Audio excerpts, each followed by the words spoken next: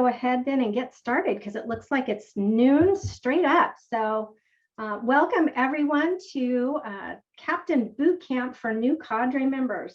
We're so excited to have all of our new cadre for this 2021-22 school year here with us today. Just to give you a sense of who all is here, we have 102 new cadre representing our schools and SELPAs. We have 5 new cadre from family support, 12 new regional center cadre, and 7 new cadre representing higher education. So welcome all of you. We're just thrilled to have you here and to get to meet you all and to share with you a little bit about Captain today and then more tomorrow as you guys get oriented to being part of this amazing team. My name is Patty Shutter, and I'm one of the co-coordinators for Captain and part of the leadership team. And I'm going to be going over a few housekeeping things, and then the rest of the time, this early part of the afternoon, you'll be hearing from several of our Captain leaders as they walk you through how to be a cadre member. So housekeeping, first off, professional learning credits. We did make CEUs available for speech therapists, psychologists, and for behavior analysts, BCBAs. We do have some requirements in order for you to earn CEUs. The first one is that you should have signed up when you actually registered, and there was a button that you could click to indicate that you were interested in earning CEUs. That alerts us to the fact that you are wanting them and gives us an opportunity to then take a look to make sure that you've completed all of the requirements. It's really helpful for us if you rename yourself on your Zoom so that we have your not first name, but first name and last name. That's how we'll be able to take roll and know who was actually present. If you have your agency name or you have your phone number, we're not able to know who you are. So putting your first name and last name on the Zoom is our way of being able to kind of keep track of who's here. We also need for you to take the pre-knowledge assessment. And Tana's going to go ahead and put the link to that in Zoom. If you haven't yet taken that, that is one of the requirements for CEUs, but it's also a really important piece of data that we collect anytime we do a workshop or training, so that we know that you guys learned what we were hoping that you would learn. You're going to take this exact same knowledge assessment after boot camp. You'll get a link via an email tomorrow. And that way we know whether or not our training here was effective. If you learned what we wanted you to learn, then we did a pretty good job of conveying that information. If you didn't, then we may need to think about doing some adjustments for next year. So we appreciate you taking that test so that we have that really important piece of data. The next requirement is that you attend the entire session, preferably with your camera on, although we know sometimes you need to turn it off for various reasons. But this is, again, our way of knowing that you're actively engaged and participating. It's part of the requirements for CEUs. Complete the post-knowledge assessment and satisfaction surveys within 48 hours of completion of the course. And again, you'll get a link to those via email after boot camp. And then you're going to be responsible for submitting your own documentation to your licensing board. So if you're a BCBA, for example, you need to go in and log the information in the BACB website, but you will get a certificate showing that you participated and that you earned CEUs within 30 days of completion of the requirements. And we don't reissue those, so make sure that you save that, put it somewhere safe, because we won't be able to reissue it after that initial certificate is complete. Here's a review of our agenda for today. Between now and 2, this is our all new cadre member boot camp, everyone's orientation to what it means to be a cadre member. From around 2 to 2:15, we'll be taking a break. And then you're going to be going into your job alike mentoring breakout. So all of the schools folks will stay on this Zoom link. If you're from family support, regional center, or higher ed, on the agenda, there's another Zoom link that you'll be logging into, and you'll be with your mentors and other new cadre from your job alike group. And we'll be ending today by 4:15 and then resuming again tomorrow for boot camp proper on the Zoom link indicated in the agenda. I put here at the very bottom a link to the summit website. This is where you can find a copy of the agenda with all of the links to not only the Zoom sites where we're holding each meeting, but also all of the materials and handouts. These are our 5 objectives for boot camp. We want you to be able to describe the requirements of being a cadre member, demonstrate an understanding of dissemination and implementation activities. We want you to be able to navigate all of the amazing resources that we're going to show you today, define an evidence-based practice and know how to navigate 2 of our key resources. And we want you to be able to identify what EBPs might be appropriate to consider for individuals on the autism spectrum based on their age and areas of need. There's some ways that we'd like for you to engage during boot camp. You're welcome to use the chat to ask questions and converse with others from your agency or your region, to answer questions and respond when we put things up for response. We also are going to be using the annotate feature to engage in some of the activities, and I'll walk you through that in just a second. And then we do want you to actually explore the resources as we go through them with you. And most of those are going to be available on the Captain website, or you can link to them through the Captain website.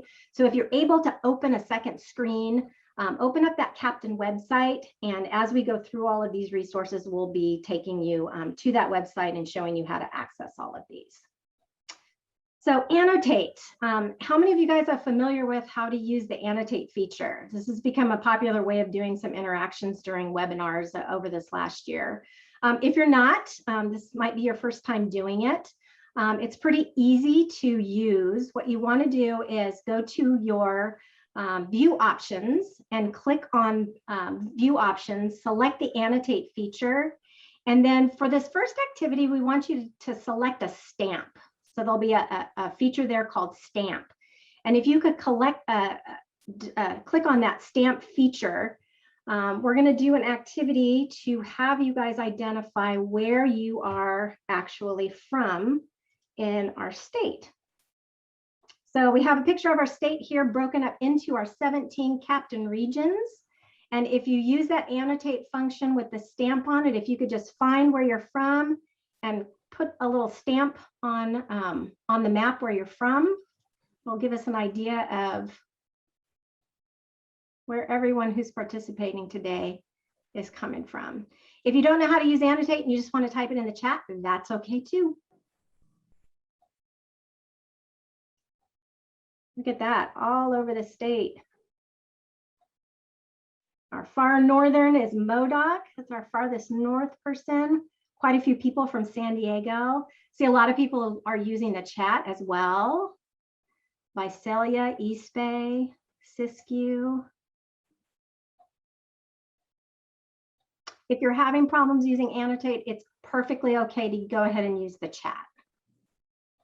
So as you guys can see by our little map here, we have got representation from all over this amazing state, which is what makes Captain so special.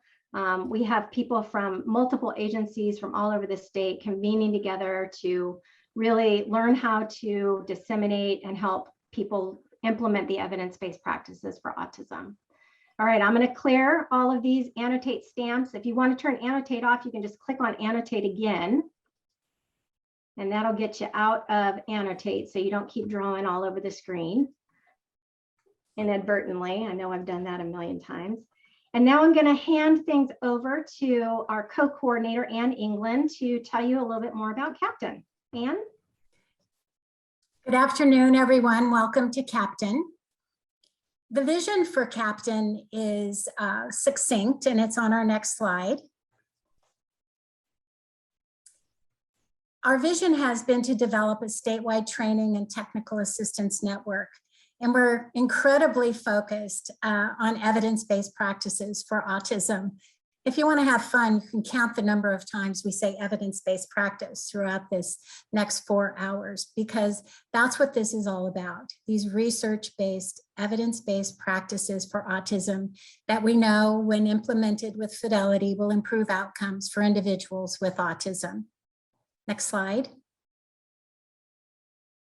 We have a video that's on the front page of our Captain website And we always say a picture or a video is worth 1,000 words. So sit back and listen to our 5-minute video on what is Captain.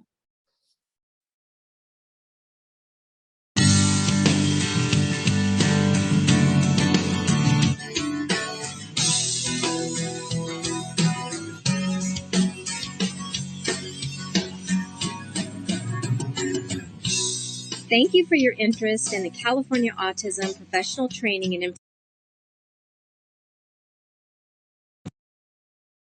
Information Network.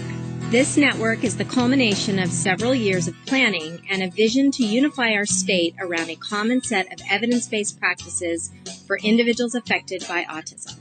Our efforts began in 2008 when the Center for Excellence in Developmental Disabilities at the UC Davis Mind Institute convened an interagency autism planning group consisting of representatives from the California Department of Education, the Department of Developmental Services, the Family Resource Centers, the University Centers of Excellence in Developmental Disabilities, the Special Education Local Plan areas, and regional centers from across the state. The intentions of this group were to identify potential means to put into action some of the goals and recommendations outlined in the California Legislative Blue Ribbon Commission and the State Superintendent's Autism Advisory Council reports. The Interagency Autism Planning Group focused our efforts on training and the use of evidence-based practices. We developed a vision to provide statewide access to training in a set of accepted or agreed to evidence-based practices, using a trainer-of-trainer model that could then be disseminated at the local level. In addition, we wanted to provide a statewide network to allow for ongoing communication and collaboration about new and relevant issues in autism treatment and services. In 2009, the Interagency Autism Planning Group learned about and applied for the National Professional Development Center for Autism Spectrum Disorders Training and Technical Assistance Grant. This Office of Special Education funded project provided us with a set of evidence-based practices validated by research that were identified and verified by national leaders in the field of autism. California was awarded 2 years of training and technical assistance from the MPDC during the 2010, 2011, and 2011-2012 school years. As part of the MPDC project, we identified trainers and coaches from the state diagnostic centers, participating SELPAs, and regional centers, and recruited 6 demonstration sites that represent our diversity and variation of service delivery from across the state.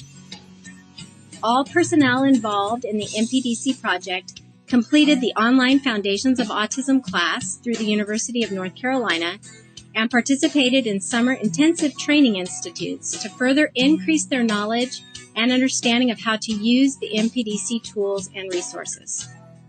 The trainers, coaches, and demonstration site teams also participated in monthly technical assistance calls with the MPDC staff.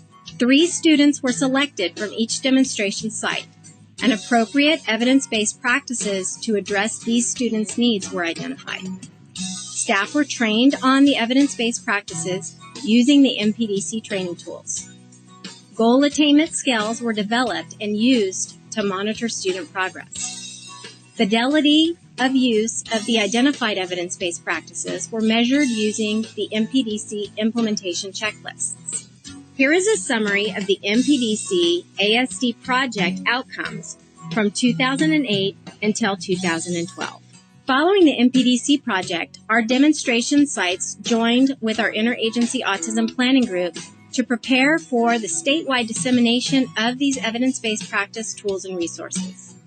The California Autism Professional Training and Information Network, CAPTAIN, was established to serve as a vehicle for this statewide dissemination. We have worked with the SELPAs, regional centers, family resource centers, and family empowerment centers to identify key personnel and leaders in the field to become a part of this network. We developed a website where key vetted resources can be accessed at no charge. In October 2013, we convened a 2-day summit where over 300 Captain Cadre members were trained.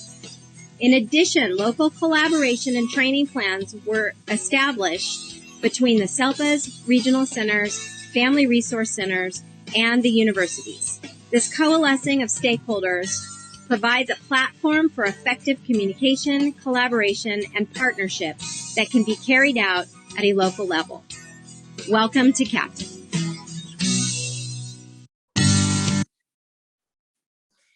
Yes, welcome to Captain indeed. And you can see our Captain partners across California.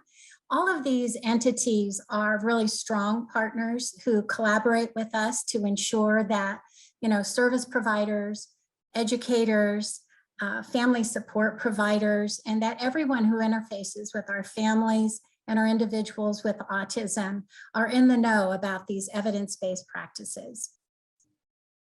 Next slide. So how does Captain work? When we take a look at this graphic organizer or organization chart, we've tried to kind of give you a visual representation. So if we look at that big blue square in the middle, our statewide network of Captain Cadre, this year, 21-22, we have 417 Captain Cadre. When you move up to a leadership team, we have about 42 individuals who are part of the leadership team that make Captain work. They're comprised of individuals and leaders from our regional centers, from our special education local plan areas or the schools, and from our family support agencies. So our Family Resource Center network, our Family Empowerment Centers, and our Parent Training and Information Centers. And our newly added area is our higher ed and education preparation. We want to make sure that all of our educators and supports and service providers in our educational programs are fully trained and understand in their course program to get their credentials and certificates about these evidence-based practices for autism. When we go below the statewide network of Cadre, you'll see the regional networks row. Each one of those represents our 17 Captain regions. That's all of you. That's why Patty had you put the annotate or in the chat, where are you from? Because as they say, how do you eat an elephant one bite at a time? It's how do you provide our excellent support and services in California in such a giant, diverse state. Los Angeles Unified School District is the second largest school districts in the United States. And so we have a big task. So we've divided the state of California into 17 Captain regions. And once again, we have individuals, all of you who are here today representing individuals from the regional centers, the schools, the family support cadre, and our educational prep network, all with the ultimate goal is to provide excellent evidence-based, research-based practices to our individuals with autism in California. Next slide. So we were fortunate that in 2018, the California legislature dedicated a lot of money to improving outcomes for individuals with disabilities in California. Captain was selected to really receive some of that funding for these 5 years through 2023 to really provide our excellent work in making sure these evidence-based practices are implemented with fidelity. And so we're very proud that at this point, we've used much of the funding to select SELPA directors, the special education local plan area directors, at least one in each Captain region, with a collaborative regional implementation lead. So they are funded and supported by us and are learning all about these evidence-based practices, but most importantly, to developing systems based on the science of implementation, so that long after this grant is over, we will be able to sustain and scale the work of Captain. So our Captain goals, we talked to you earlier about our vision. These goals are based on our participation in 2006 and 2007 on the Legislative Blue Ribbon Commission. You heard that in the video, and also the corresponding Superintendent of Public Instruction Autism Committee. These goals are for us, and we continue to have these as our main goals, is to make sure that everyone is knowledgeable about these evidence-based practices for autism, and that we not just kind of throw them out there, but that we have a systematic dissemination of this information. Our second goal is to ensure that the increase in implementation with fidelity, meaning we have to make sure that we're implementing these evidence-based practices the way the research said that they were effective and that they would be efficacious to improve outcomes for our individuals. And then our third goal is to really increase our interagency collaborations. You know, it's not just enough to say we have these separate isolated representatives from the regional centers or family support or the schools, but that we want them to work collaboratively in partnership together. Next slide. So we've used some words that we want to make sure everybody really, you know, has a sense of what these goals are. So when we talk about dissemination, we're talking about spreading knowledge about our policies and our practices. And you're going to learn more later about what our dissemination tools and resources are.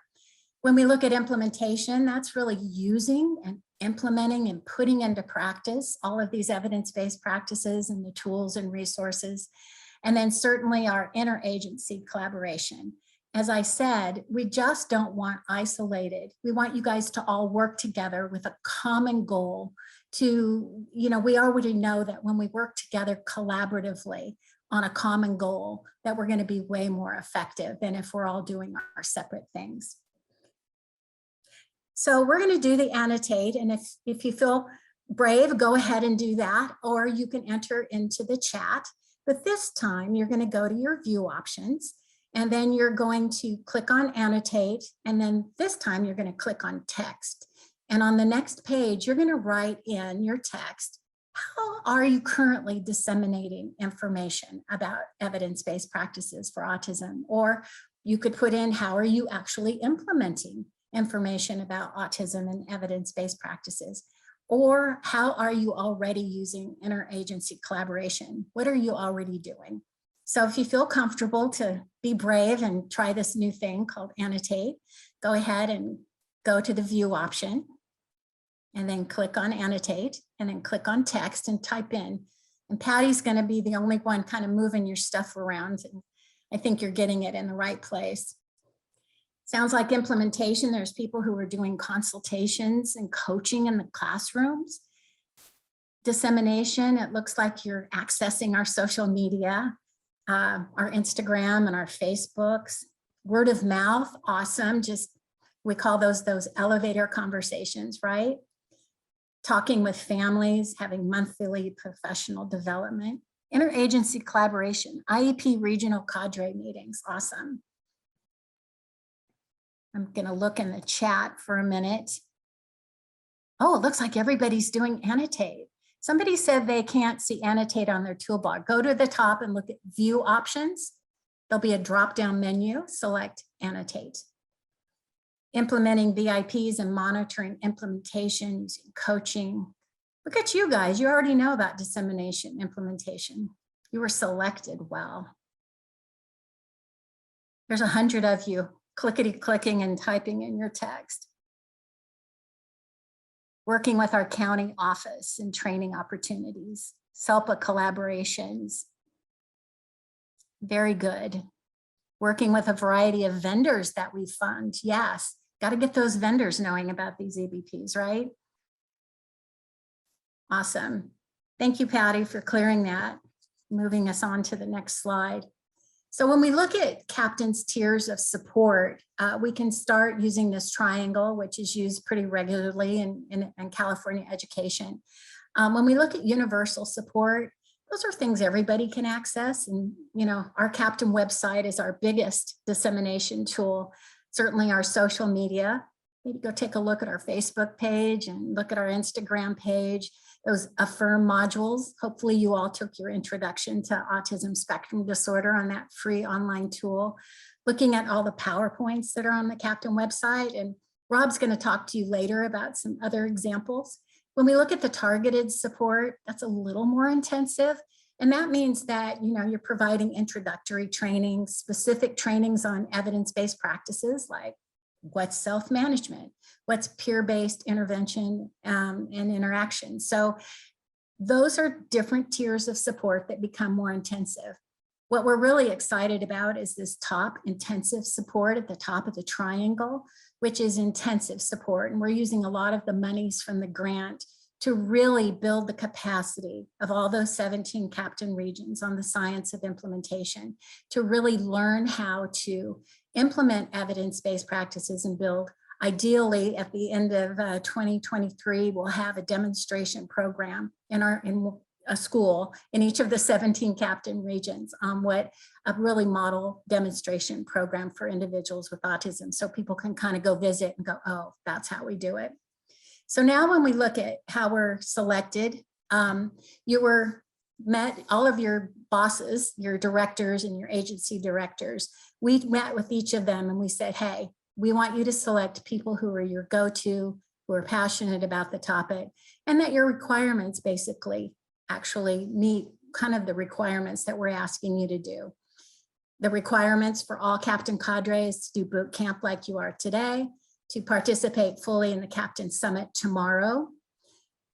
Next slide. To complete that introduction to autism, to do the annual summit survey that you'll get next May, which we get lots of information from you, and to participate in those local Captain Regional Network meetings and activities. And then finally, we want you to meet with your agency directors, at least once, but ideally twice.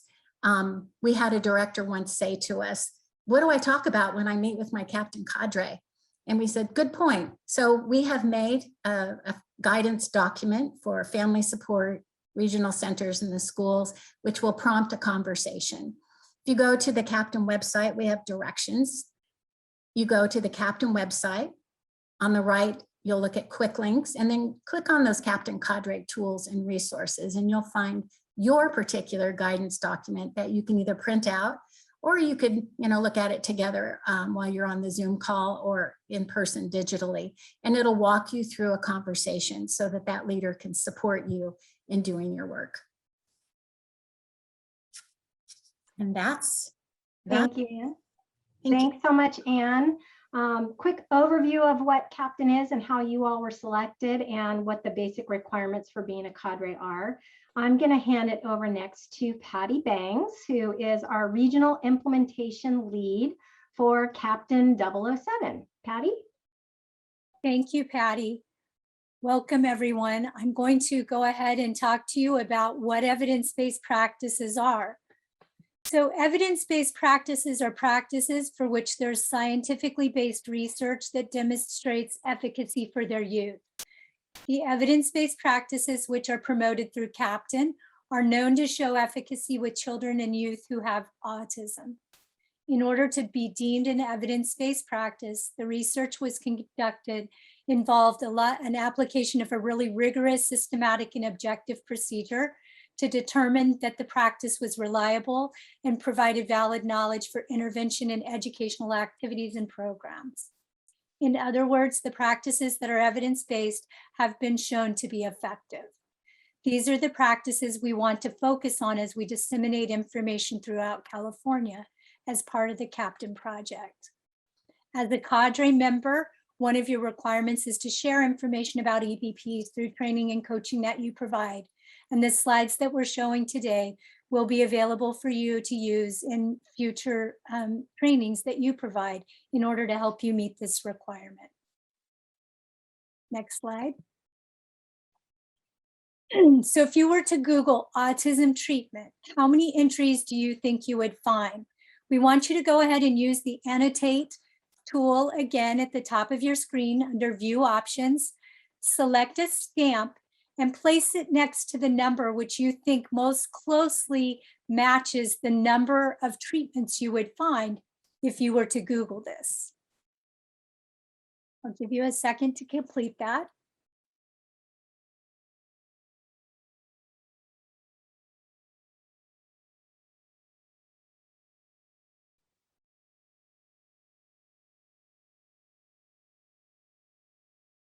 I think we've trained them well. It seems like everybody's able to use the annotate pretty good if they weren't already able to. So I see there's still some answers coming up, but we're correct in knowing that there would be 13 million possibilities that you would find. And also this is, if you were to Google evidence-based autism treatment, if a family were to just go online and Google autism treatments, they would actually find 272 million. And that would mean some of those are not considered evidence-based. But what's really important for us to take away from this right now is that it would be very difficult for our families to make decisions, and even service providers, based on the large number of options you would find just online. Next slide, please. When we look at the list generated through that Google search, we can be assured of the following. There are more treatments for ASD than any other known disability, and the range of success for some of those treatments is complete recovery from autism to total amelioration of autism. Many of these interventions have no research or evidence supporting them. So as I already indicated, this would be very overwhelming for a family or caregiver if they were to come up with so many different options in order to help their students. Next slide, please. So learning about evidence-based practices helps us know which strategies and treatments are effective. Knowing this helps guide our decisions in selecting appropriate interventions and strategies to use with our students. Using these appropriately researched evidence-based practices helps us to provide opportunities to students with ASD in order to help them reach their highest potential. Next slide, please. So there are many laws and regulations that guide us in the provision of education and medical services to individuals with disabilities, including autism. These laws frequently reference the need to be certain that the programs that we're developing and that the interventions that we're implementing are focused on evidence-based practices. And again, those are practices which we know are effective for students with autism.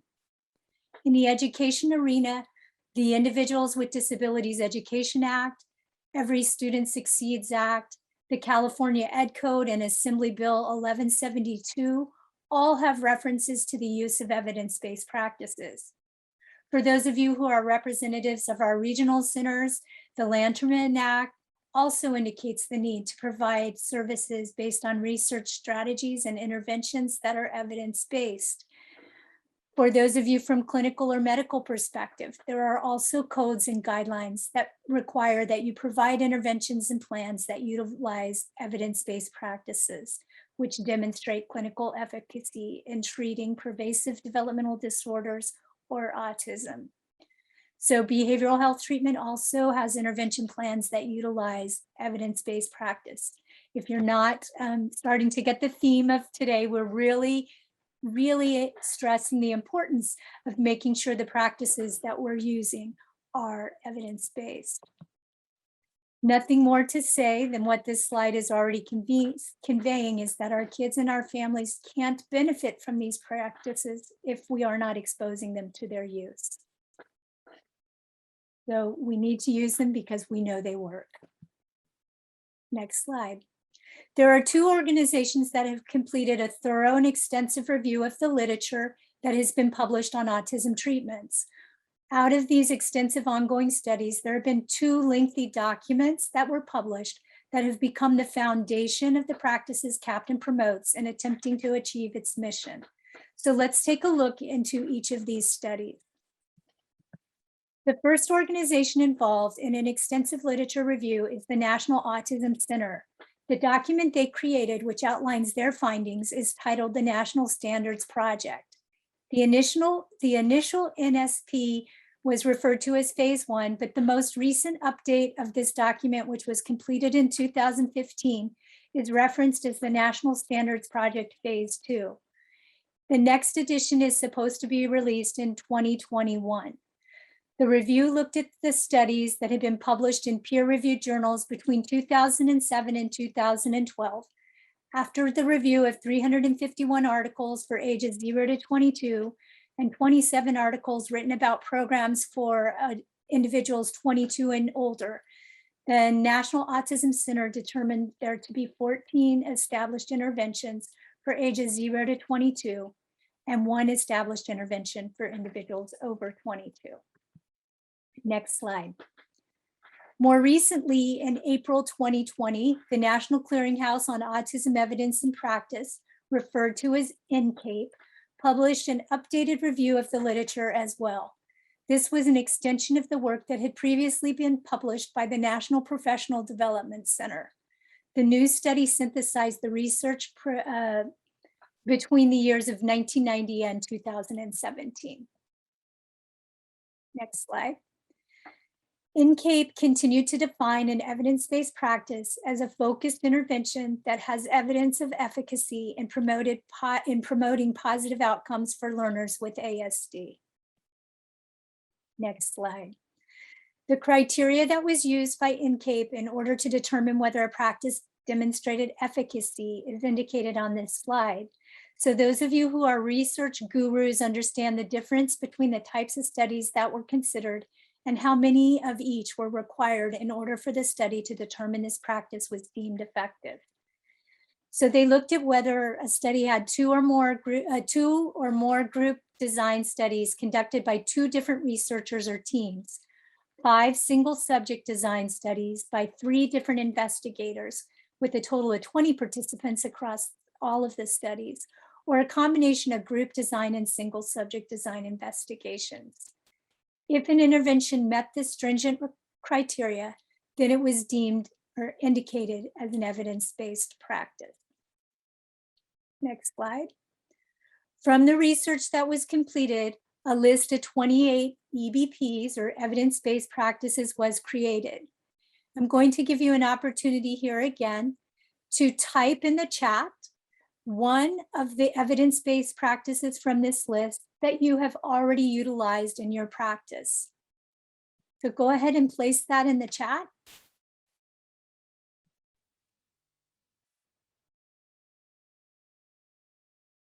Be lots of various items coming up. I see people indicating that they've used AAC, visual supports, functional communication, social skills training. I think just about everything on the list I'm seeing show up at least once, which is amazing. Task analysis, prompting, social stories, the list goes on and on. Now what I'd like you to do is look at this same list of evidence-based practices, and I'd like you to type in there one that you're not as familiar with. And I'm going to challenge you then to make that an area of focus for you in the coming months. So go ahead and place in there some of them that you're not as familiar with. I'm seeing music mediated coming up quite a bit. And that is one of our newer evidence-based practices. Sensory integration therapy. And some of you are also indicating some of them that AAC and social skills has come up. Exercise and movement. So again, I would challenge you in the months ahead to go through and learn more about that particular evidence-based practice. Next slide. Also during the NCAPE study, an update of the research and reported accompanying the research, a new category of evidence-based interventions was included. This is a category of manualized interventions meeting criteria. These practices are packaged programs or methods of teaching that often include a manual and a specific way to deliver an intervention. These specific details regarding the implementation result in the intervention having its own unique identity. The practice, however, shares common features with other practices, and therefore these MIMCs, as we call them, have been lumped in with a specific evidence-based practice. Next slide. So this slide shows the list of MIMCs identified through the NCAPE report.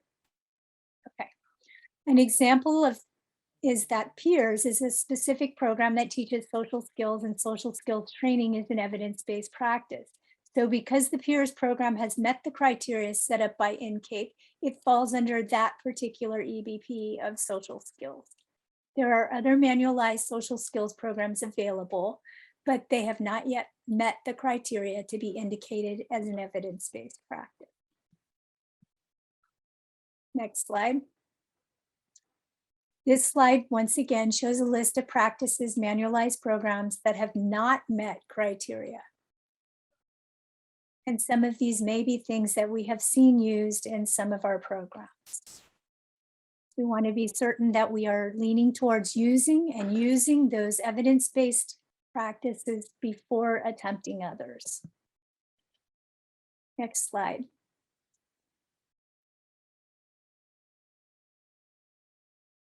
In an NCAPE report, there is an intervention fact sheet that has been created for each of the EBPs.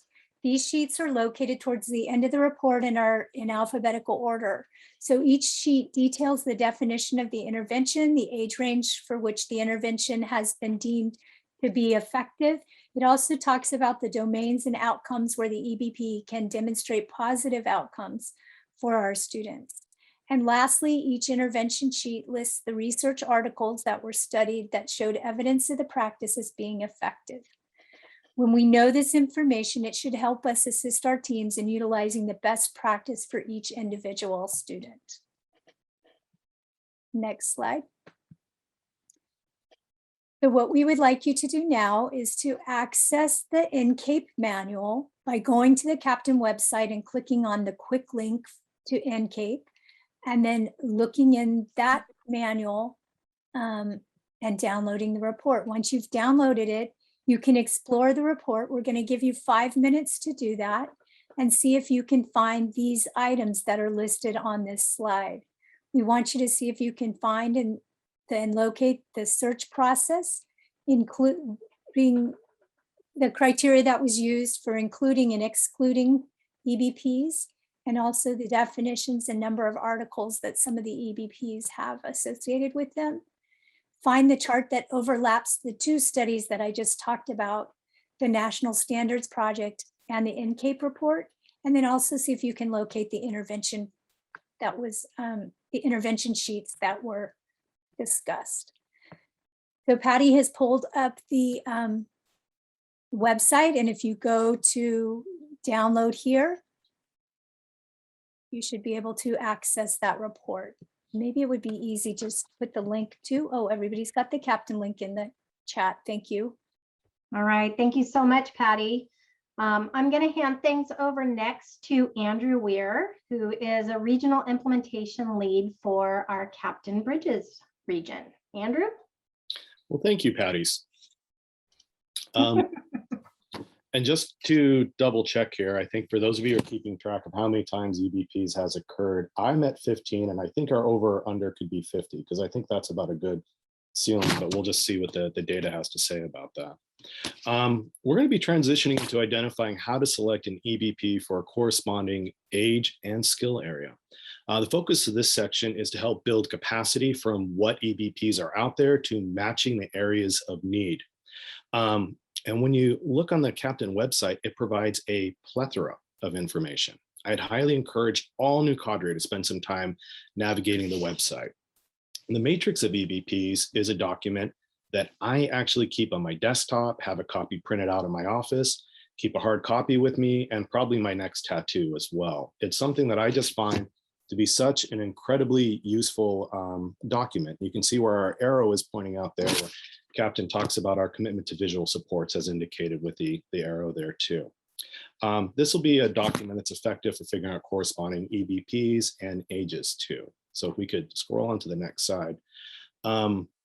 I've heard cadre members refer to this as the most money document as well when we're going through the website. When you look at this grid, you can see so much cool information. The first part on the left is in the left downside column, you'll notice is an abbreviation for all of the different EBPs. And there's a corresponding definitions chart on our next page there too that you can see. And so it's good to print them out in tandem because it's going to take a little while to build fluency about some of those abbreviations. When you look at the top side though, you can see the different skill domain areas ranging from academic, cognitive, social skills, vocational skills. So you can see all the different areas where a potential EBP might be effective. And then you look in the grids, you can see the color coding where yellow will show that it's effective for individuals 0 to 5, blue from 6 to 14, and then green from 15 to up until 22. So what's neat is when you look at that grid, you get a good sense of, hey, would this be an appropriate EBP for this particular age? Or would this be a good EBP or this skill domain. And when you look at it closely, you can see several of them actually overlap with quite each other too. And then the matrix is from the NCAPE report. And I think some other things that are kind of interesting about it too is there are 23 EBPs that have been shown to be effective for 7 or more outcome categories. 16 have shown to impact 9 or more. And it's one of those documents, again, I'd say like print this off, keep it going. Actually, if you look in the picture on our profile too, you will see that in the background that I have it in my headshot too, right next to a picture of Yoda. If we can go ahead and scroll on to the next one. So this corresponding document will assist with the EBP definitions, abbreviations, and analyzing the chart. And to dovetail off our previous slide about the EBPs being effective for multiple categories in the NCAPE report, 3 EBPs have been proven to impact self-determination, 7 to impact mental health, and 9 to impact vocational skills. Cognitive skills, joint attention, and motor skills are linked to 13, 16, and 16 EBPs respectively. All other outcome categories like academic, adaptive, behavior, communication, play, school readiness, social, have been successfully improved using 23 or more of the 28 EBPs. In short, there can be a lot of bang for your buck when selecting the right EBP. Okay, we can jump to slide 48, I think. So we're gonna look at this vignette here about a young lady named Lucia. And I think when you're looking at these, it's important to kind of get a sense of the age and some skill levels here too. So we know Lucia is age 5, she's non-vocal, and the goal is that we want her to request her wants and needs instead of tantruming.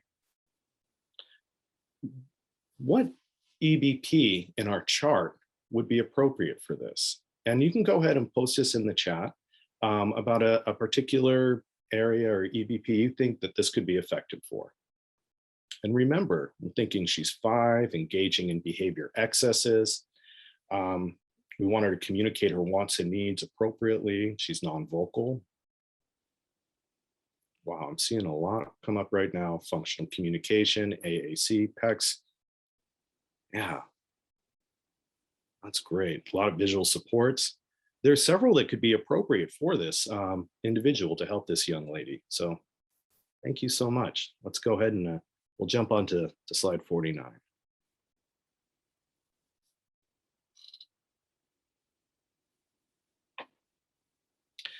All right. It's helpful to have resources that help build upon each other and utilize similar formats and location when bridging the skills. I think everyone would have had to use a FIR module to do an initial viewing to start with our training today.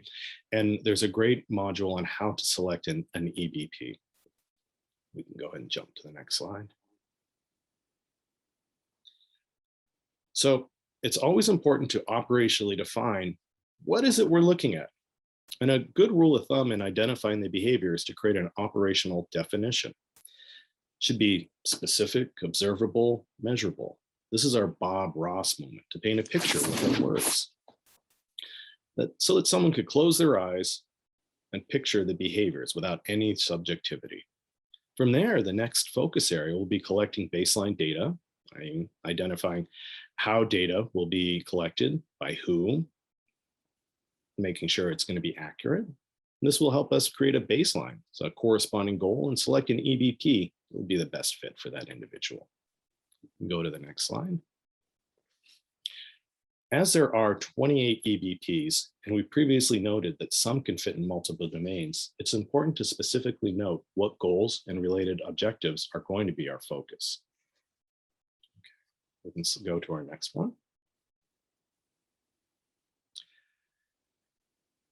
You know, when it comes to EBP selection, I'm reminded of a movie scene by one of our national treasures, one Jeff Goldblum. He was playing Ian Malcolm in a movie known as Jurassic Park, and he was sitting back being reflective after some events at the park happened. And noted you were so preoccupied with if you could. None of you stopped to think if you should. It's important to practice within your area of expertise, play to the strengths of your team, and what will build upon existing practices and supports in promoting skill acquisition. This is true for both the implementer and the learner. Okay, we can jump to our next slide here. We're going to see a video here from the learning model about James. When you're watching this, what I think is helpful is think about James's age. What is the area that they're looking to focus in on? What's his present level of performance? And think, how can you capitalize on everyone's strengths? As we're going to this, frequently as a cadre member or captain member too, you'll be told, hey, we've got this child with autism, we need some help around this, or we want to really focus on increasing these skills. And watching these videos and starting to figure out these variables will help you identify selecting what's going to be the most accurate EVP or the best one for the individual.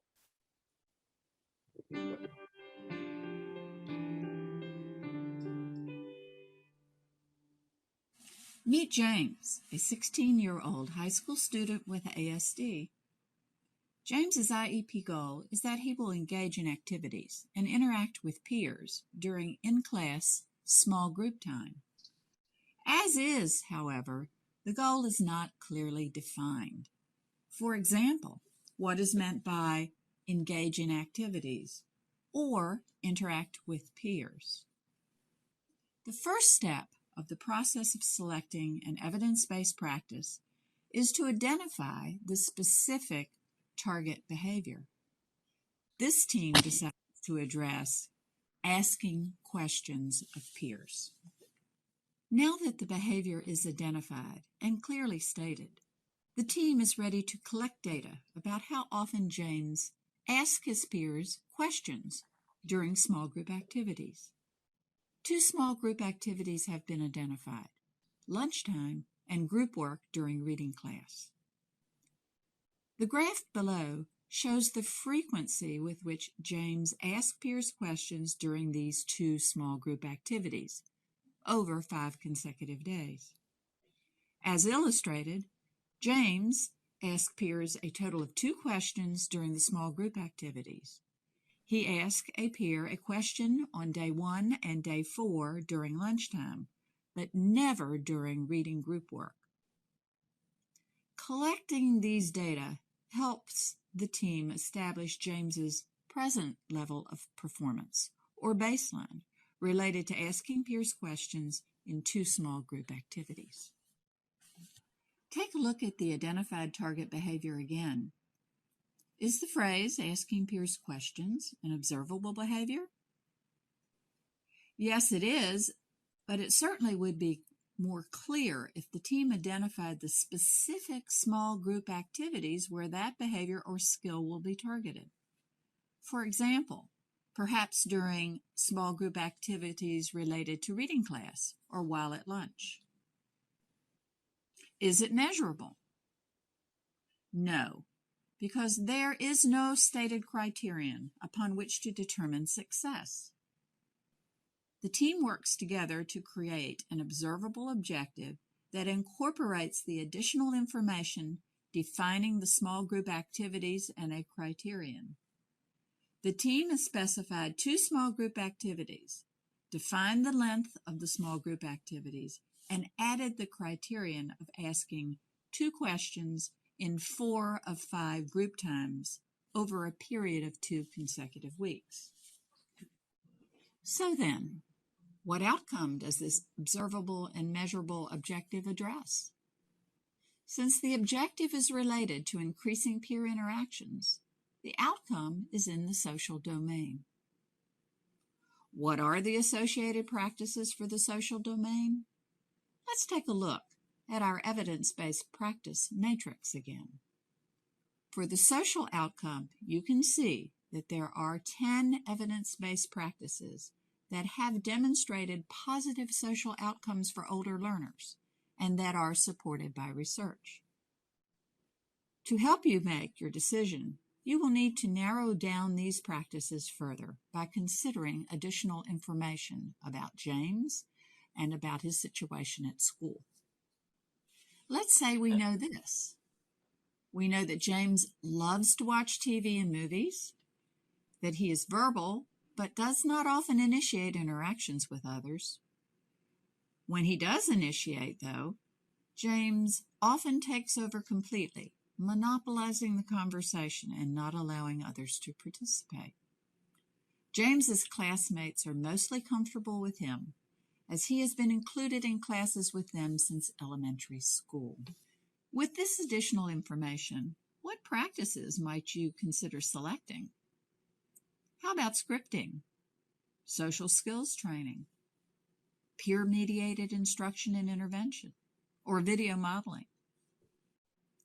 After further discussion, the team decides to capitalize on James's interest in TV and movies and selects video modeling to address the objective of asking peers questions. The team will need to continue to collect data to determine if progress is being made and the selected practice of video modeling is successful.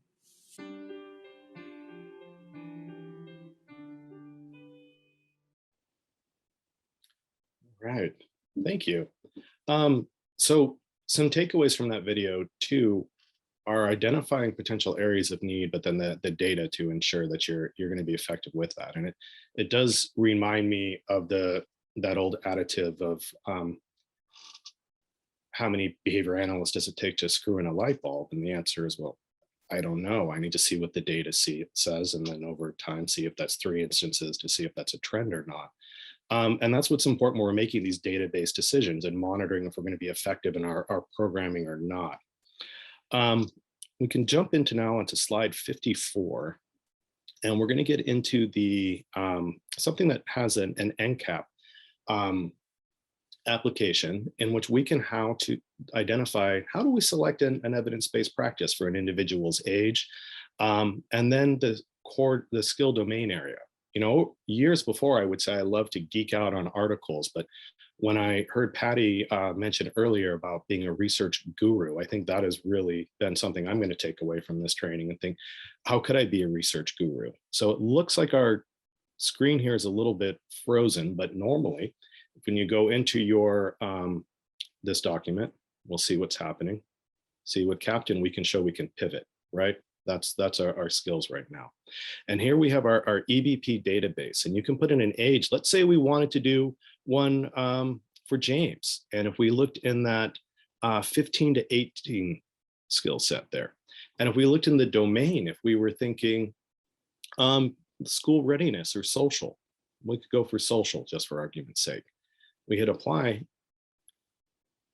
and we get a whole host of articles that we can outline there. And that way we've got that supporting documents to say, why would we have selected this? How could this be complementary with another? And we have that research if we want to really take a deep dive into it. We can jump to our last slide, which is page, I think we're on 55. We might have jumped through 54 on that. Just in the interest of time, because I know we're getting close with that. So we did an idea for James. I would say in your own time, definitely take a look at some of those other skills there too.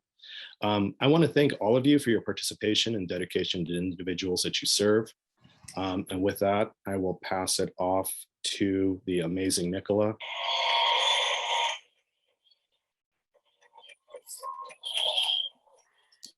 Thank you, Andrew. That was fantastic.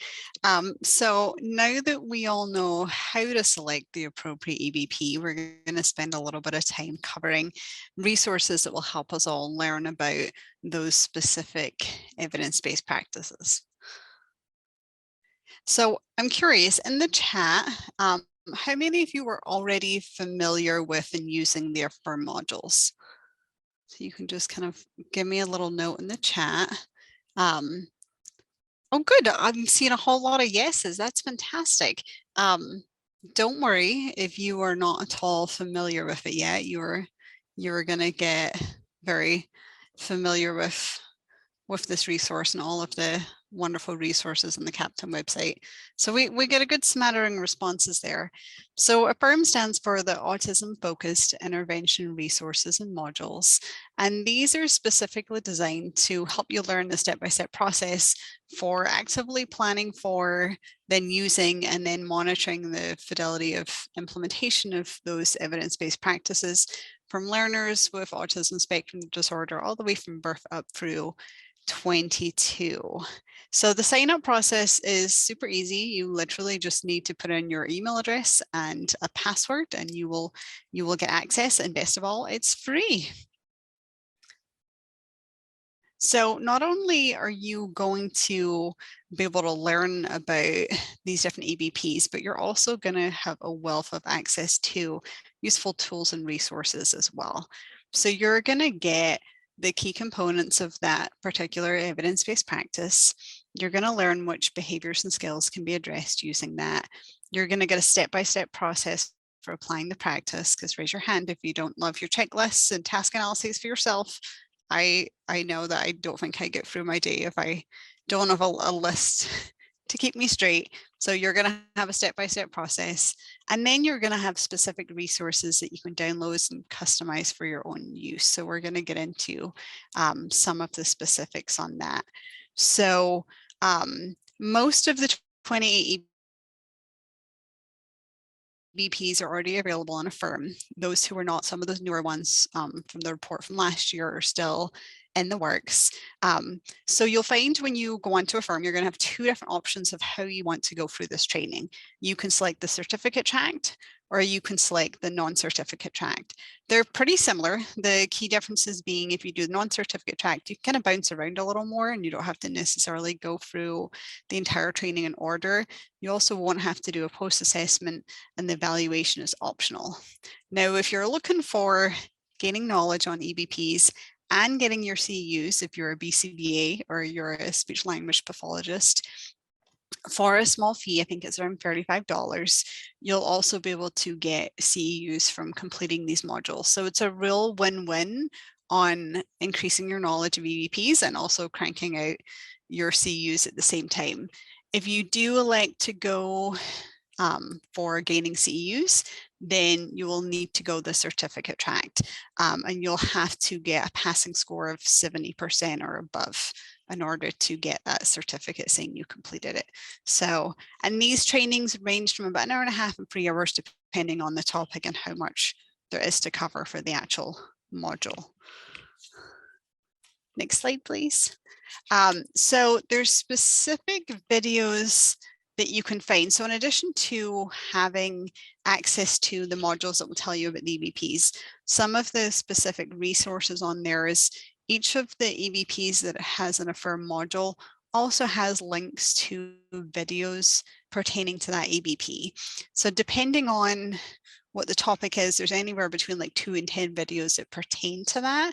And in the interest of time today, I was going to kind of jump and show you guys how we were going to access that, but we're going to have some time to peruse the website. So I'm going to give you time at that point in time to have a look for it. One thing I did want to highlight though, which is pretty cool about it, is depending where you are in where you're wanting to kind of learn about this, if you need an introduction, you can search for the videos via just the introduction piece. If you're actively planning for implementation, there's videos that will speak to that piece. If you're actively using it, you can see videos that will kind of relate to what this looks like in practice, as well as being able to monitor for fidelity of implementation, which we at Captain know is very important, and we like to geek out over that.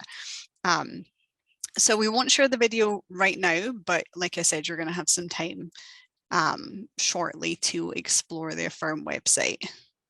The videos can definitely be helpful if you have a staff member that you're wanting just to give a kind of short snippet of an example to, so you can use them in a variety of different ways. But now this is when I am gonna, like, nerd alert, I'm gonna totally geek out on this part. So get ready to geek out on learning about all of the awesome resources that are available to you on the AFFIRM website.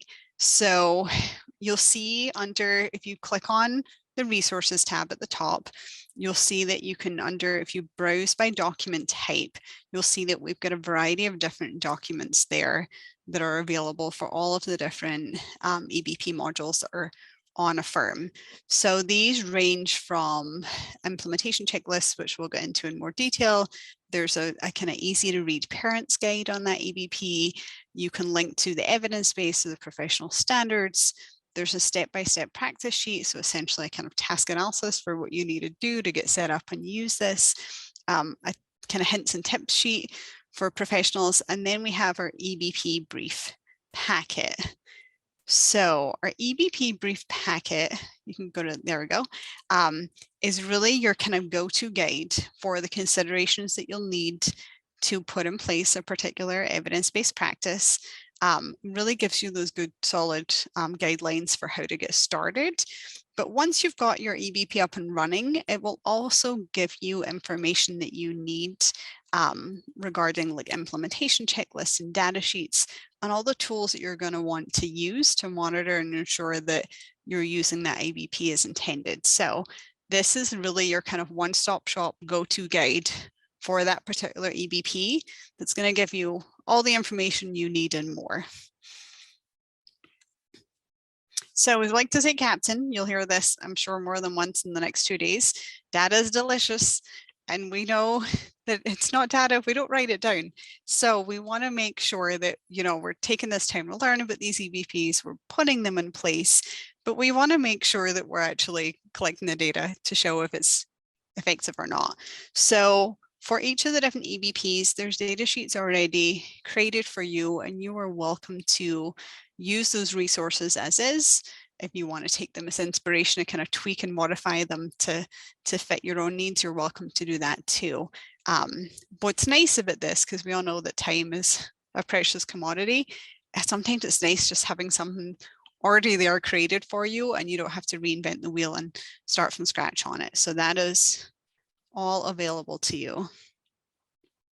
So now you're going to meet your new BFF. So how many of you, pop in the chat if you're already familiar with implementation checklists and you're using them?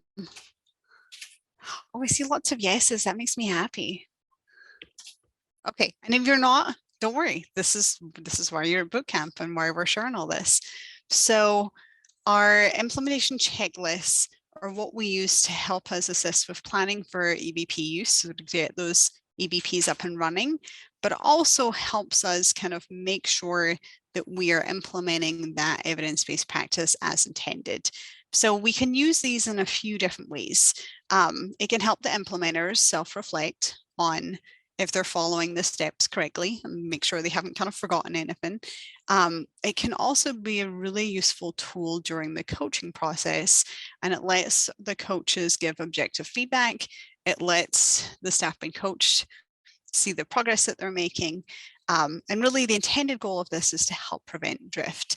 Now, sometimes you need to just be careful with the semantics of how you're describing the use of this, because we have run into issues with this being kind of seen as more of an evaluation tool. That's not what its intended use is for. This is really to make sure that we are implementing the EBPs as intended. So it's all in how you're kind of framing it to your staff. And if you do run into those issues with trying to use this as a coaching tool, that's when we can rely on having them self-reflect. And then you can kind of make sure they're on the right path of what their self-reflections are as to whether they're following this implementation checklist. But it's a super useful tool, and I highly, highly encourage you all to make good use of it. So some other helpful Affirm resources is the Introduction to ASD module. And if you have not completed this yet, it's literally on your to-do list because it's one of your new cadre member requirements. So obviously you all have been selected to be part of the Captain Cadre, so you are all very savvy in autism and the evidence-based practices for supporting our learners with autism. But this can be a really beneficial tool for families or staff members who maybe just not as familiar with autism. So you can have them watch this video and it'll give them a really good overview of the different types of supports that are available and would be beneficial for use. So another useful module, there's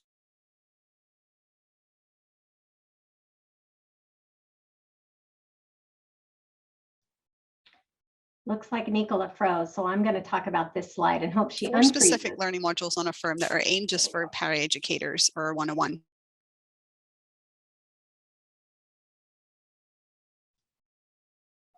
Nicola, I think you keep freezing, and I'm wondering if you turn your video off and just talk, if you might be able to get more bandwidth.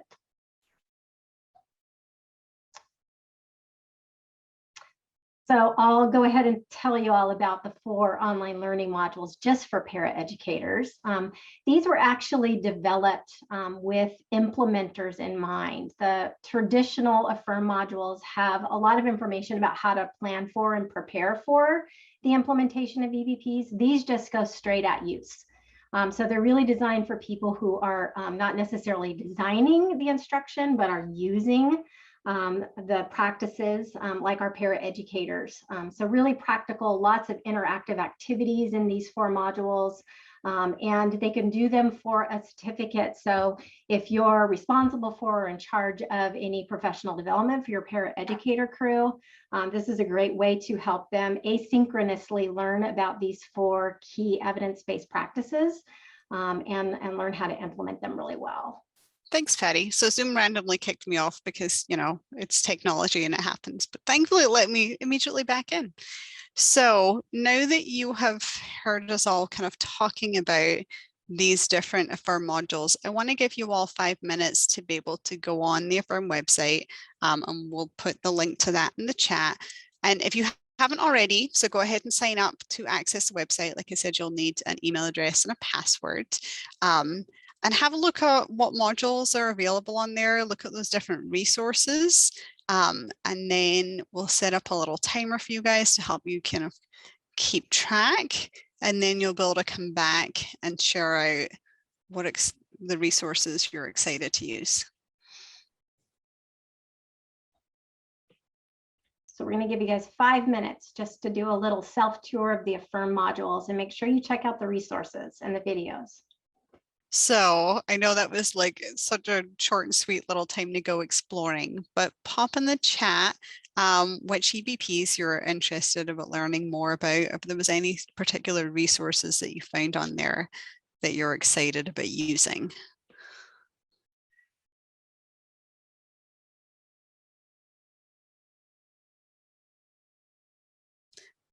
The sensory integration exercise. All right, we got a good blend here.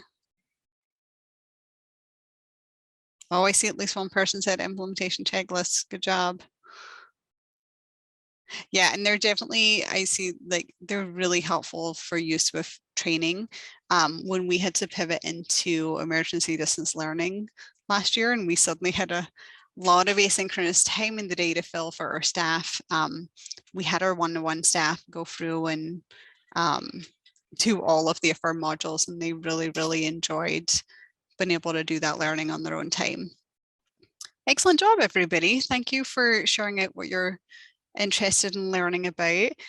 So now I'm going to pass it over to Rob, who's going to give you information on disseminating information, providing high quality trainings, and watch out for some truly spectacular dad jokes too. Well, thank you, Nicola and Andrew and Patty and Ann and Patty, and welcome to Boot Camp, everybody.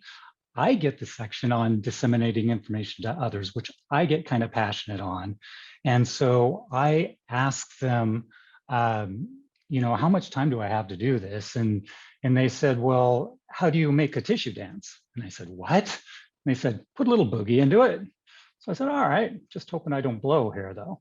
So anyway, we've got what is dissemination, and one of the main goals of Captain is to disseminate information. As a matter of fact, it's a requirement. So we ask ourselves, what is dissemination? And we answer ourselves, to disseminate is to distribute, spread, broadcast, or distribute widely. Don't you just hate it when someone asks and answers their own questions? I know I do. Anyway, we've got some examples of dissemination activities for you, and from our first activity with the annotation, I see a lot of you guys are familiar with it, but here's some ideas. First thing you could do is you could host a resource table at your community event. And here's my shameless plug for the Kern County Superintendent of Schools, especially yours conference that we do every couple of years. You guys feel free to shamelessly plug yours in the chat too if you are hosting community events. Love to do it because you get to tell people about Captain things they don't know. Here's some more examples. And if you guys use your annotate, what you can do is, for those of you who have shared resources on your agency's website, annotate it. For those who have social media, annotate it. Nobody yet? Oh my gosh, then you guys have something to do. And there you go. I thought so. Put Captain on your website, put it on your social media. Oh, look at you. Now you're showing the love. Awesome. Okay, in interests of time, I'm going to say, hold on. Let's see what else we can do. Next slide. Other things you can do are host a local collaborative symposium or a regional conference. How fun would that be? Present about Captain and EBPs to your local professional conferences. One of the things that I like doing is just going into the local university and presenting about autism and Captain in the classroom for new teachers coming in. Great way to do it. How many of you guys have done this? Use your annotate and boom, boom, boom. Oh yeah. Showing the love. A few of you guys have done that. There you go. Love it. And see, that's a Captain goal. You guys are already on your way to being excellent Captaineers. All right. Let's see what our next slide is. You say, well, you know, I would love to have graphics that are already made, printed up for me. Captain's already thought of that for you. Under the quick links guide on the Captain website, scroll on down, you'll see Captain infographics and crosswalks. And you, in this particular section, you've already got a lot of printed materials for you, ranging from professional development, family support, behavioral support. It's all there. And like Nicholas said, just in case you hadn't noticed, I do like telling dad jokes. Sometimes he even laughs. Oh, ouch. Next slide, please. All right. But Captain has a little bit of something for everybody. So families, how many times have you found that they say, you know what, there's just too much out there. I don't know how to wade through it. I don't know how to get through this information. Well, Captain also has Navigating the System series for families. And also under quick links, scroll on down to it. You'll find the family resource section. And this particular series will help people, families in particular, figure out how to scroll through Captain. And the great thing about this is that right now we have it in both English and Spanish. And just like the little shrimp that wouldn't share his treasure, it'd be a little bit shellfish if he didn't. We've got more languages coming. So look forward to that. Next slide. All right. We also have something for toddlers in there. How many of you work for toddlers? Put it, or work with toddlers, not for toddlers. Anybody that's a parent works for toddlers, right? Any of you who work with toddlers, put it in there. Anybody who wishes they could work with toddlers, put that in there too. The neat thing about this particular resource is it's a link to the Early Start website. It links best practices for toddlers right on in there, and then has a guide for learning.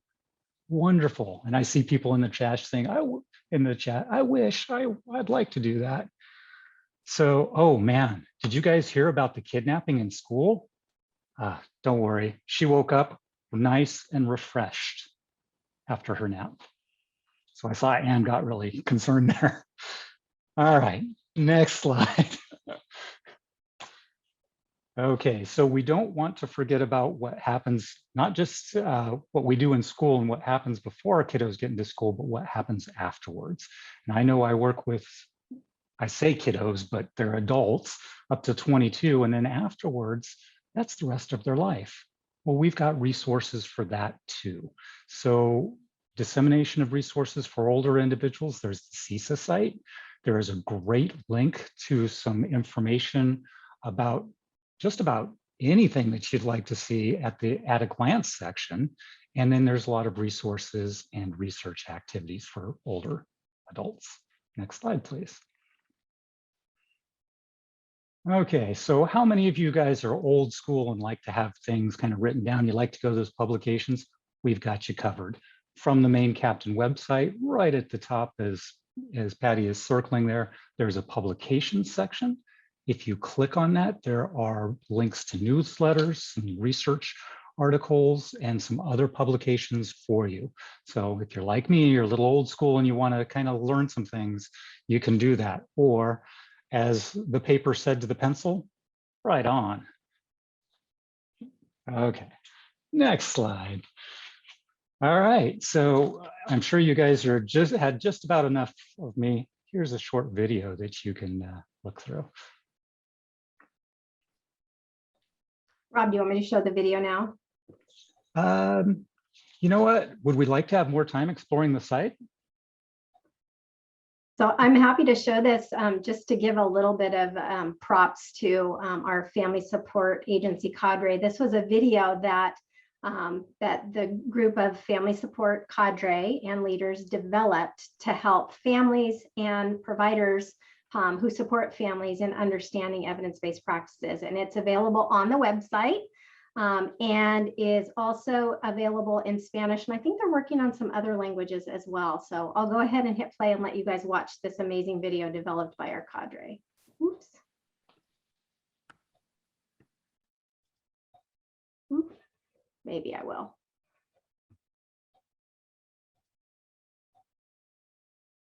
I guess I won't.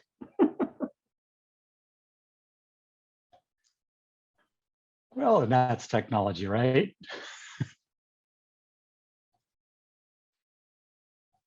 One more try and then I'm going to give up.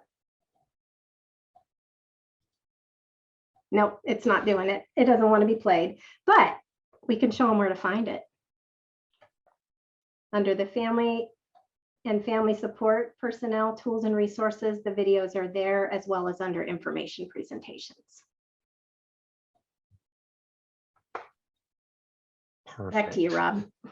All right. Well, thank you. And it is a pretty cool video. So if you guys, in your spare time, just navigate back to that. It's very well done. And once again, more information to disseminate. So many of you guys, I'm sure, have conducted information sessions on autism, whether you know it or not. As a matter of fact, as I'm going through these, if you have given an information session, put that in the chat and what you've done. Anything that raises awareness or a topic or a practice about autism, especially best practices, put that in the chat. Anything that's, 60 to 90 minutes would be an information session. You could be a staff meeting, could be a presentation, could be a vendor presentation. Basically, an information session, which is dissemination, has the goal to introduce a topic and build awareness. It can also create motivation for future training. And as a reminder, this is a requirement for all cadre. And wow, look at that chat lighting up. You guys do trainings for staff, monthly, more often paraeducator trainings. You guys are fantastic. See, you were born to be captain members.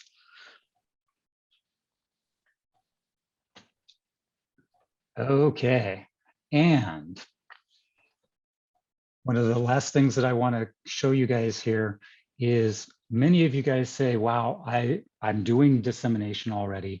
I'd love to do more, but sometimes I don't have time to put something together, or I'm not quite sure what I want to do, or I'd love to have some ideas. So once again, looking at the Captain website, this Patty has up here, there is a quick links section. And that quick links section has all kinds of information on it.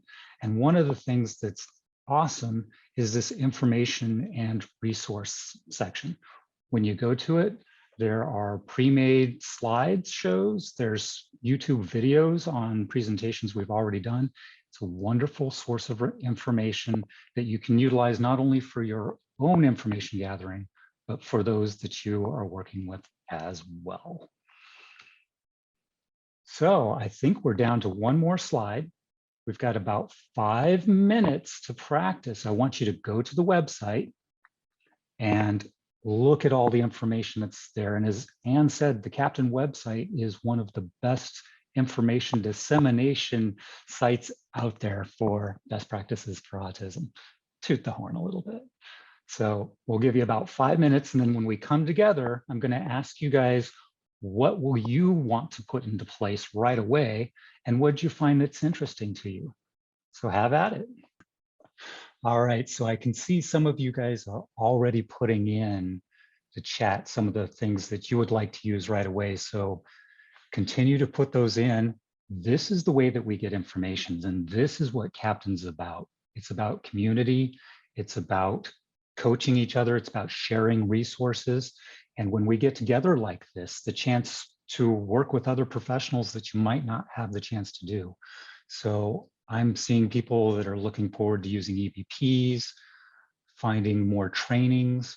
I know, like Andrew had said, he's got on his wall, he's got the EBP matrix with the definitions, and he was going to get it tattooed, and I was going to show my tattoo, but it's not fit for video consumption, so another time.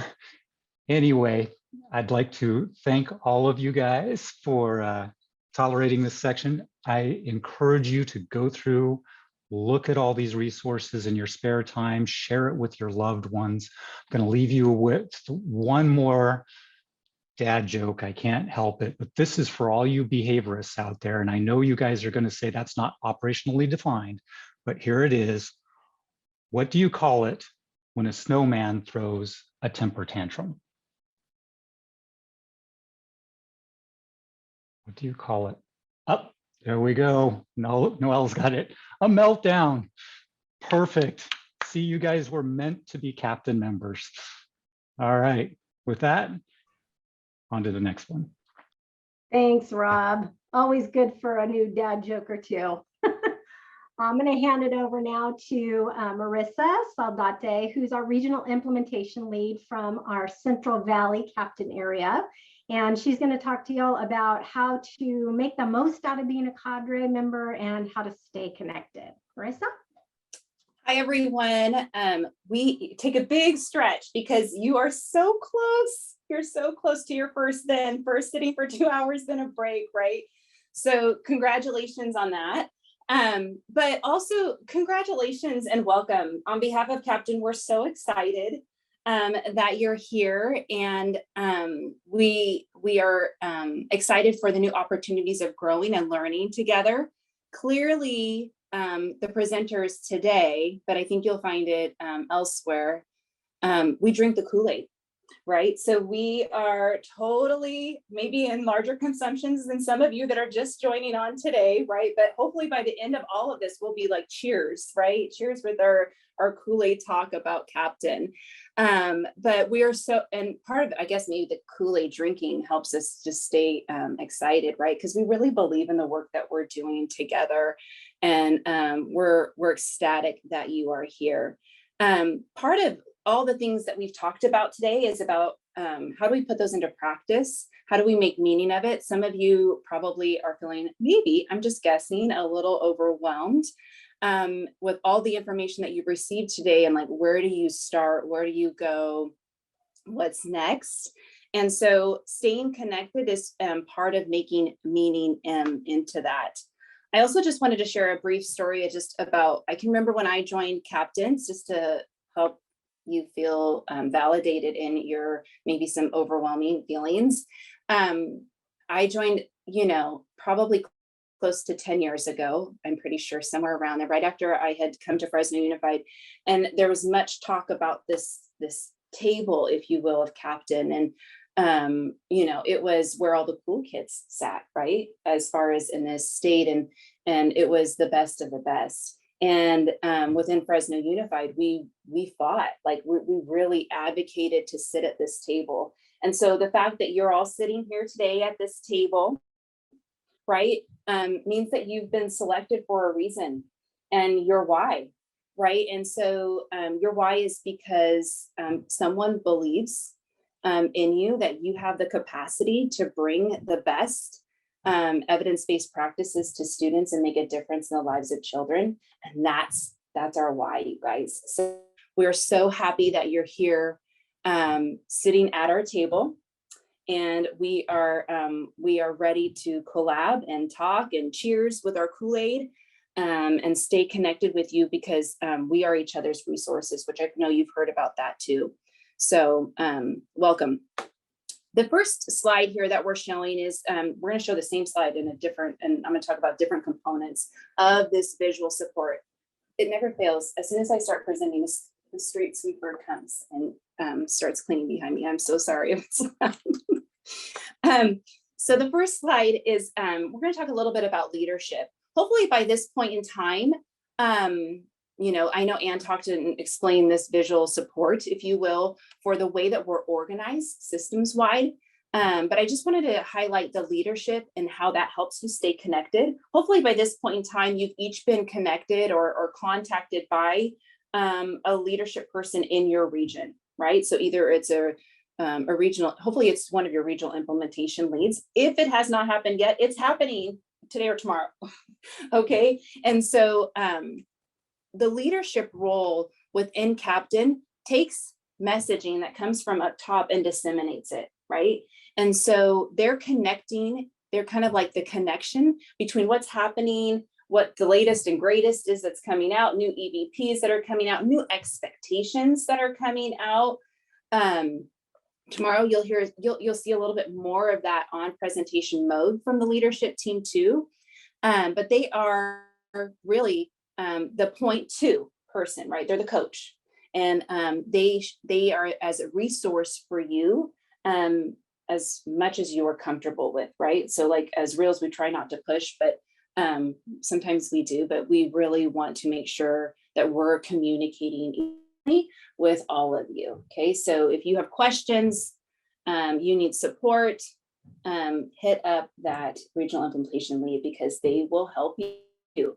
Because they've been there before. They've been cadre members probably before. They've felt the growing pains that you're feeling with trying to move heavy buckets of work forward as far as evidence-based practices. And they are more than welcome to be a resource and a thinking partner with you.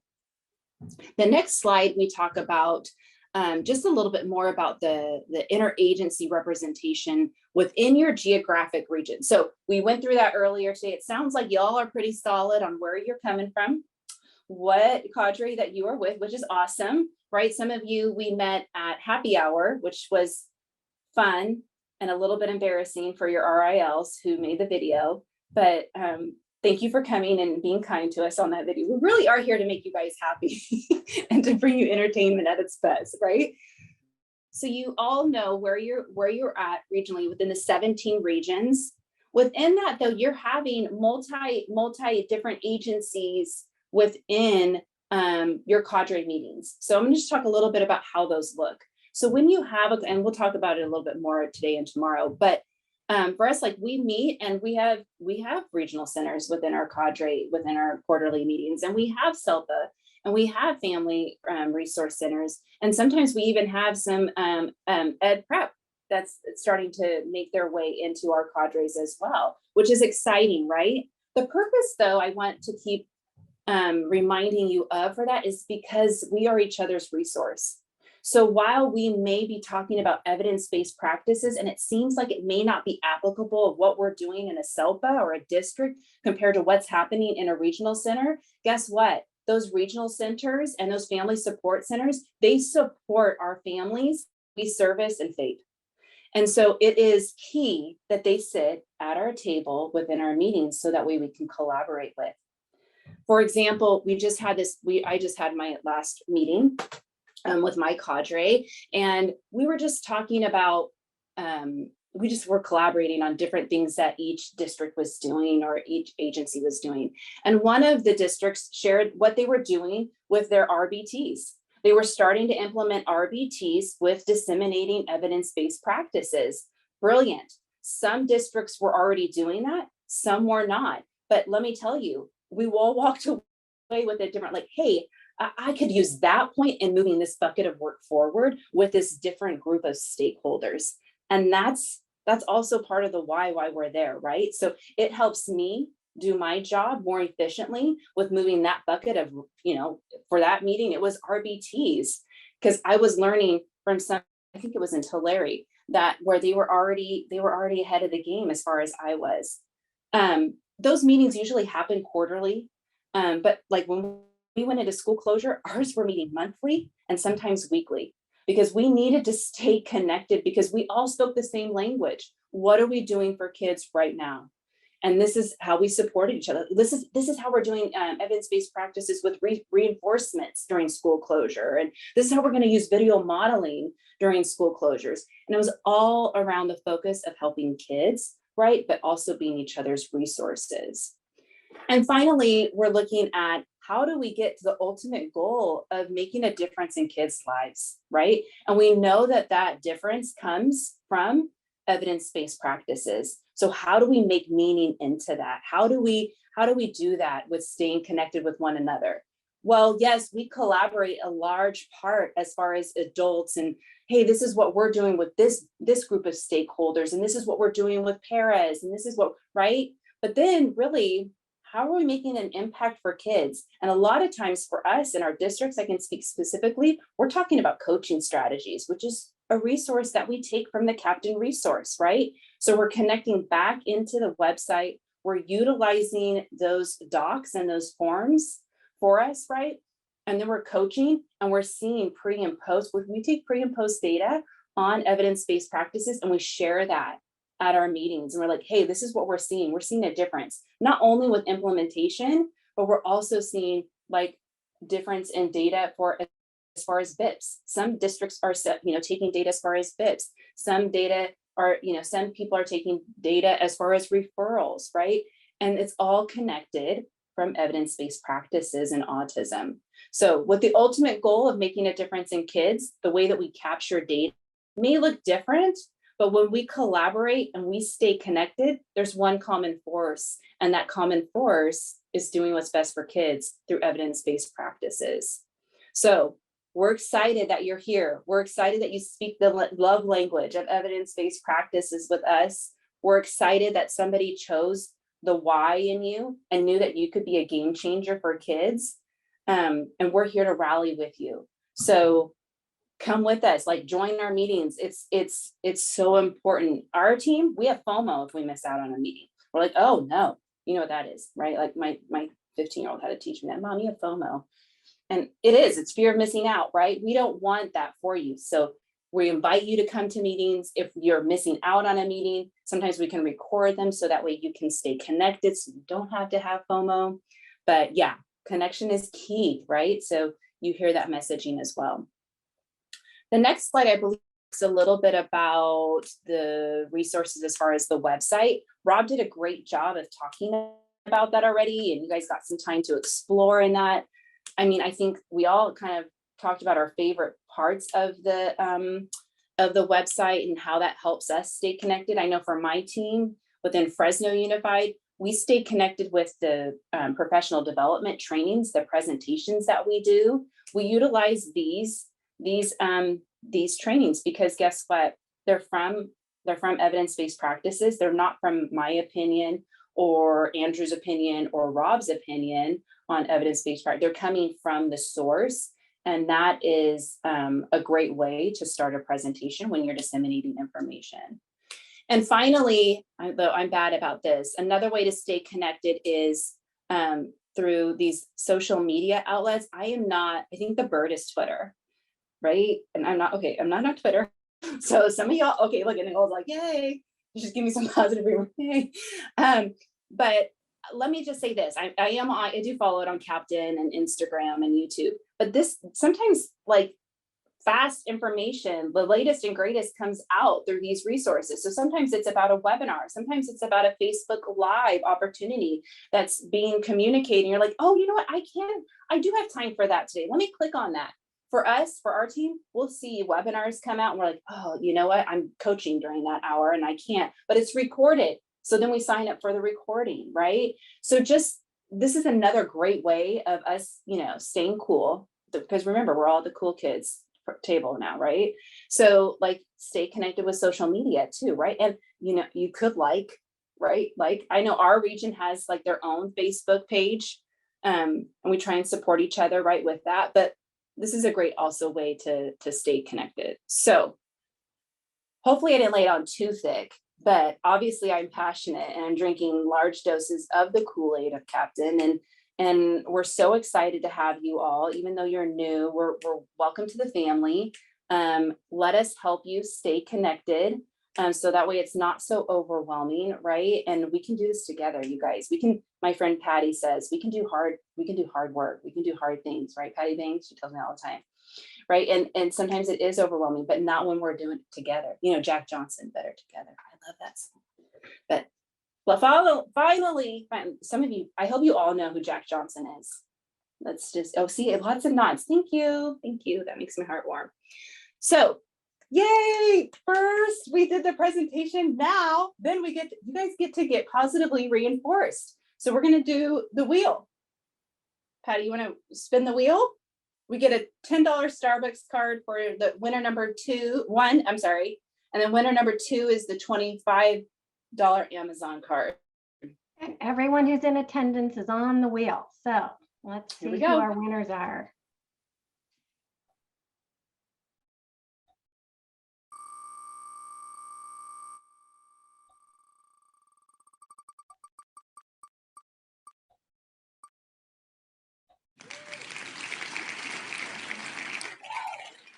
Lauren Gable, are you here? $10 Starbucks card for you.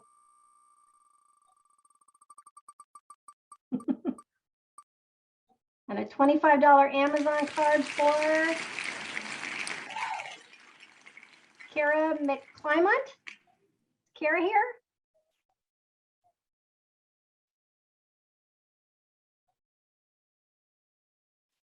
I'm not seeing Kara in the chat. I saw her on page 4 of our. Oh, Kara, congratulations. And those will be emailed to you guys or mailed. So we'll be in touch to make sure that you get those gift cards. Normally we do them in person when we're face to face, but we wanted to make sure to still have our drawings and our winners, because we know it's a lot for you guys to dedicate time to be able to come and learn all about Captain and take all of this in. So congratulations to our winners. So I want to walk you guys through what's next. You're going to have a little break, about a 15-minute break, and then you're going to go to your Job-alike mentoring sessions. This is where you're going to be just with the cadre from the same type of agency you're from. So all of the schools and SELPA cadre are going to meet here on this Zoom. So you can just turn your camera and video off while you take your 15-minute break, or log off and then log back on. Those of you from Family Support, Regional Center, and from Higher Ed are going to log off of this Zoom site and log on to the Zoom link that is on the agenda, so that you'll be with your group. And some of our experienced cadre are going to be walking you through sort of how to be a cadre in your role within your agency. So this is a lot of really practical tips and resources for how to complete your requirements. And they're going to walk you through how to do your next steps. So they'll talk you through how to participate more in your regional groups, how to meet with your agency leaders after the summit so that you can develop your plan for the coming year. And they're going to walk you through some ideas and strategies and troubleshoot and brainstorm with you ways of being able to conduct information sessions, and then for the schools folks doing your training and coaching. So with that, it is 15 minutes of break time. So at 2:15, go ahead and log on to the appropriate Job-alike meeting, and we'll see you all again together tomorrow at the summit proper.